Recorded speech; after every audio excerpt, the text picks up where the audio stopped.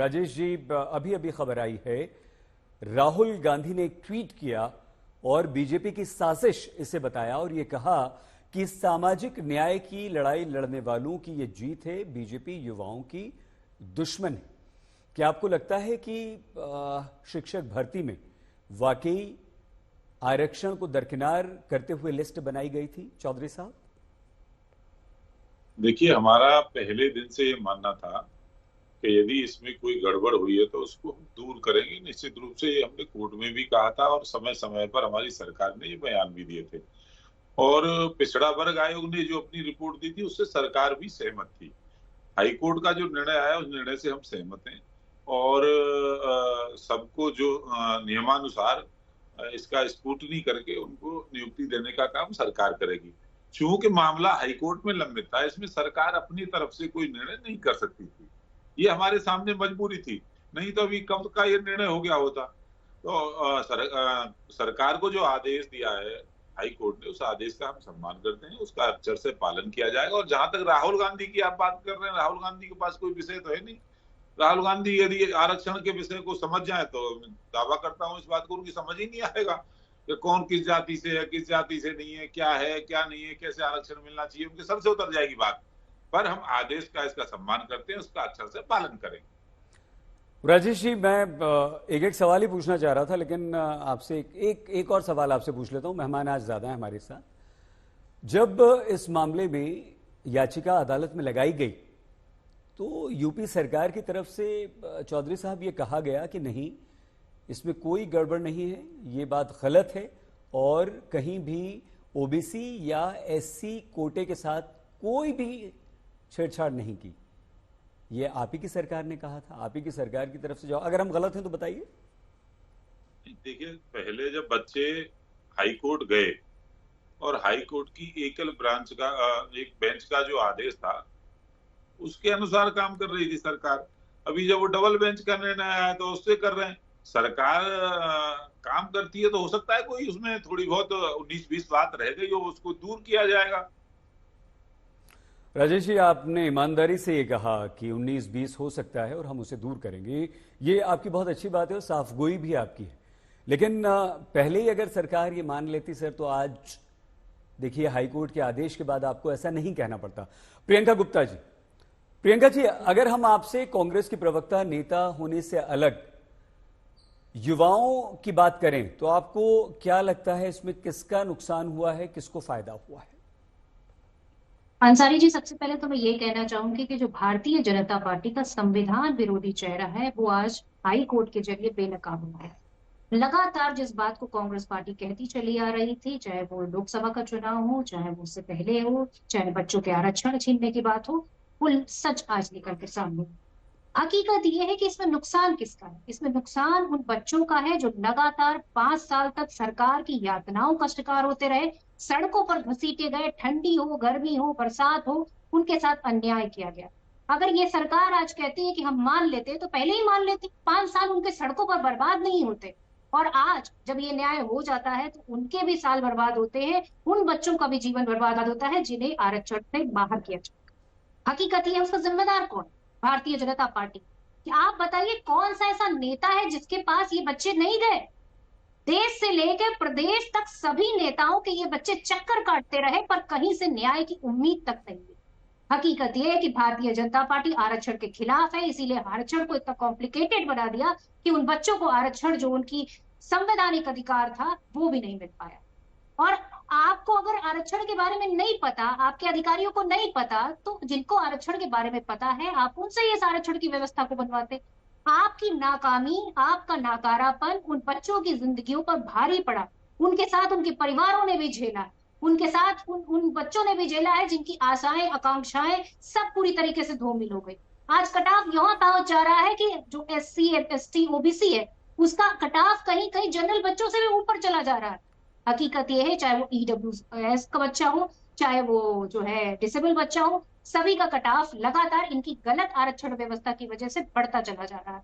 और लोग बेटर ये समझते हैं कि हम जनरल में ही भर दें शिक्षा। ठीक है ऐसी सोच, प्रियंका जी। ऐसी व्यवस्था अगर कोई लेकर आया है तो वो भारतीय जनता पार्टी लेकर आई। इन बच्चों के जीवन प्रियंका की जी। अगर 5 साल बर्बाद हुए हैं तो वो भारतीय जनता पार्टी जिम्मेदार है इसकी। और इसके लिए सरकार को उन सभी बच्चों से माफी मांगनी चाहिए और उनके लिए न्याय व्यवस्था लानी चाहिए। जिन बच्चों का अधिकार, आज नौकरियां जिनकी जाएगी, उनकी भी जिम्मेदारी सरकार को लेनी चाहिए।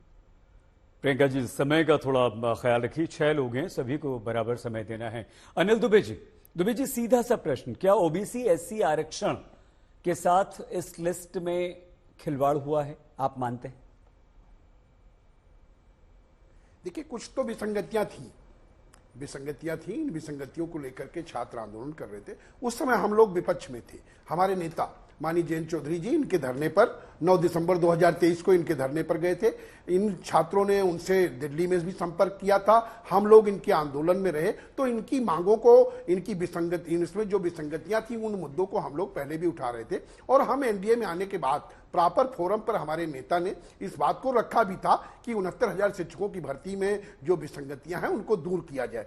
और मैं आपको याद भी दिलाऊं, राजेश चौधरी जी को याद होगा कि 23 दिसंबर 2021 को, उस समय हम लोग विपक्ष में थे, लेकिन हमने उस समय भी सराहना की थी कि उत्तर प्रदेश के मुख्यमंत्री माननीय योगी आदित्यनाथ जी ने इन जो आंदोलन कर रहे छात्र हैं इनसे भी मुलाकात की थी। और उन्होंने खुद भी संवेदनशीलता दिखाते हुए कहा था कि इसमें विसंगतियां हैं, इनको दूर किया जाएगा। बाद में क्या कारण हुए, क्या चेंज किया गया कि 6800 लोगों की अलग भर्ती का हुआ, क्या लगा? और आज माननीय उच्च न्यायालय ने जो आदेश दिया, हम लोग उसका स्वागत करते हैं कि ये विसंगतियां थीं और इन विसंगतियों को पहले ही दूर किया जाना चाहिए था, लेकिन देर आए दुरुस्त है। माननीय उच्च न्यायालय ने कहा है, मैं समझता हूं कि सरकार उस निर्णय का सम्मान करेगी और उन विसंगतियों को, जो विसंगतियां थी, उनको दूर करेगी। क्यों? और जो भी इन विसंगतियों के लिए भी जो भी जिम्मेदार होंगे, मैं समझता हूं कि माननीय मुख्यमंत्री जी उसको संज्ञान में लेकर उस पर कार्रवाई भी करेंगे।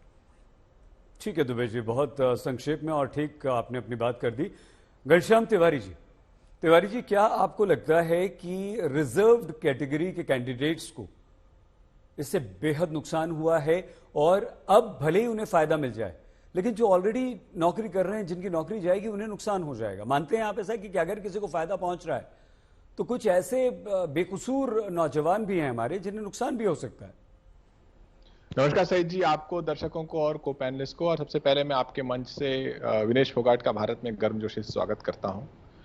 अब इस विषय पर आते हैं। ये गजब तमाशा है जो आपके दर्शक देख रहे होंगे कि सरकार के प्रवक्ता कहते हैं कि हम अपनी पीठ थपथपा लेते हैं, उनके सहयोगी कहते हैं कि हम अपनी पीठ थपथपा लेते हैं, डिप्टी मुख्यमंत्री कह रहे हैं कि मैं अपनी पीठ थपथपा रहा हूं, अनुप्रिया पटेल कह रही है कि अपनी पीठ थपथपा रही हूं।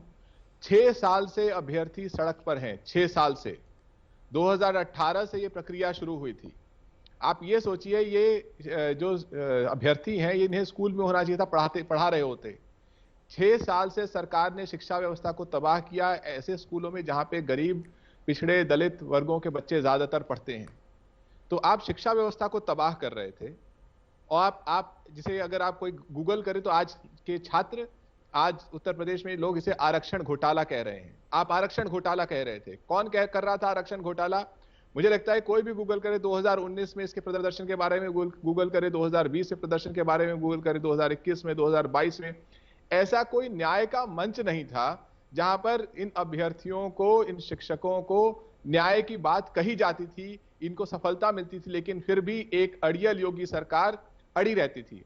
मुझे अब भी याद है कि 2022 में ये खबर छपी थी जब योगी जी ने कहा था कि मुझे अपने जाति की राजनीति, ठाकुर होने की राजनीति करने का गर्व है और जाति का गर्व है।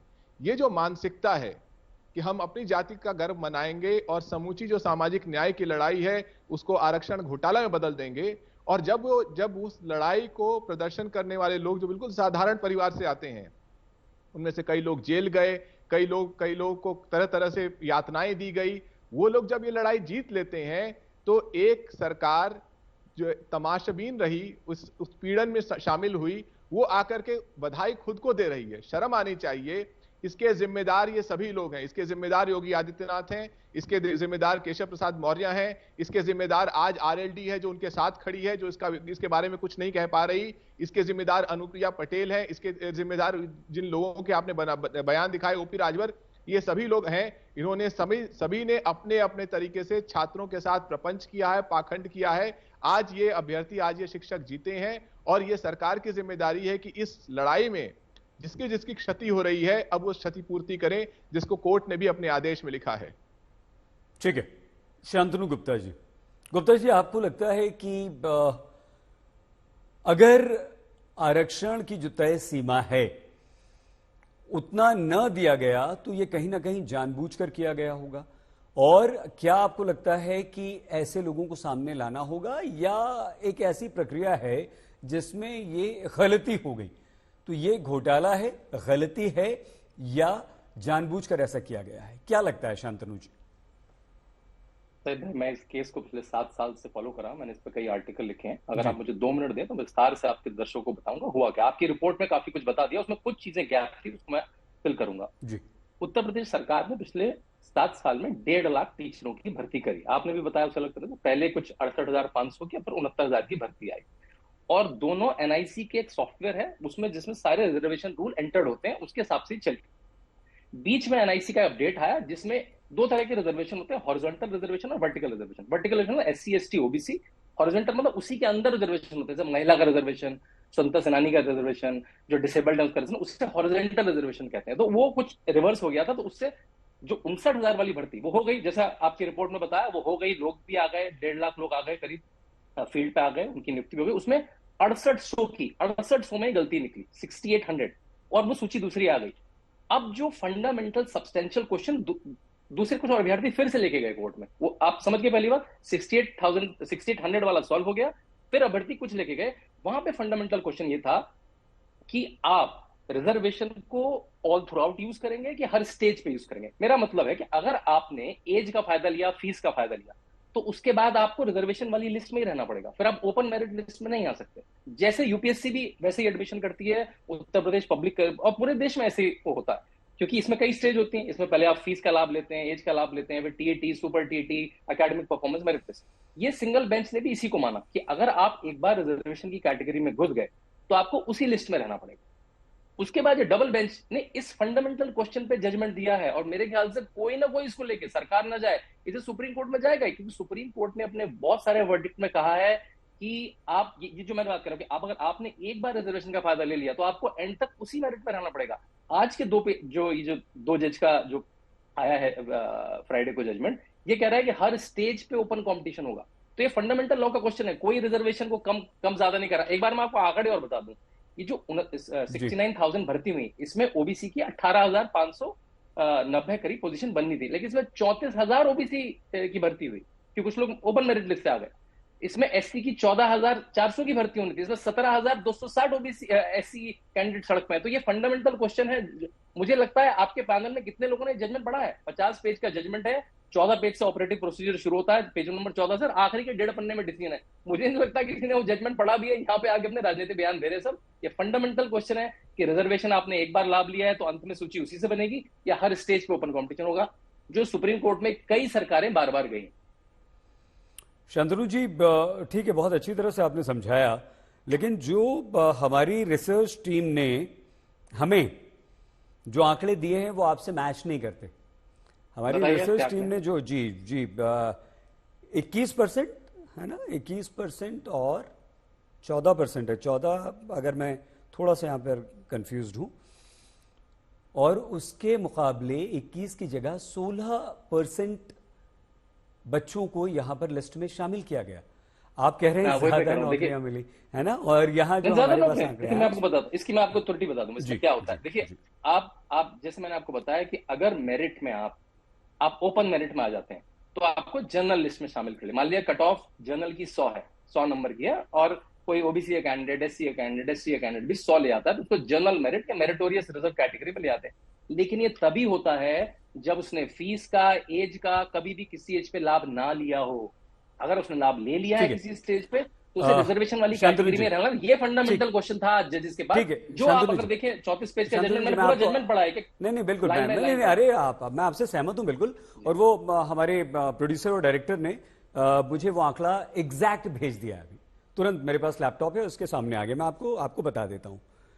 1 जून 2020 को 67,867 शिक्षकों की लिस्ट जारी हुई, पहली शांतनु जी, ठीक है। उसके बाद मेरिट लिस्ट सरकार के द्वारा बनाई गई, जिसमें क्वालिटी पॉइंट को छिपाया गया, और उसके बाद यूपी में आरक्षण की जो व्यवस्था है, ओबीसी 27% शांतनु जी, और एससी 21%। 21%, ठीक है, ठीक है सर, बिल्कुल ठीक है। इसमें अब राष्ट्रीय पिछड़ा आयोग ने भी कहा कि ओबीसी को यहां पर शिकायत में यह बताया गया, और राष्ट्रीय पिछड़ा वर्ग आयोग ने यह कहा कि 3.86 4% ओबीसी को और 16.2% कोटा जो है वो सिर्फ मिला एससी को। मैं सिर्फ जो आंकड़े मेरे पास थे, आप अगर क्लियर करेंगे तो और अच्छा रहेगा, मैंने आपको बता दिया।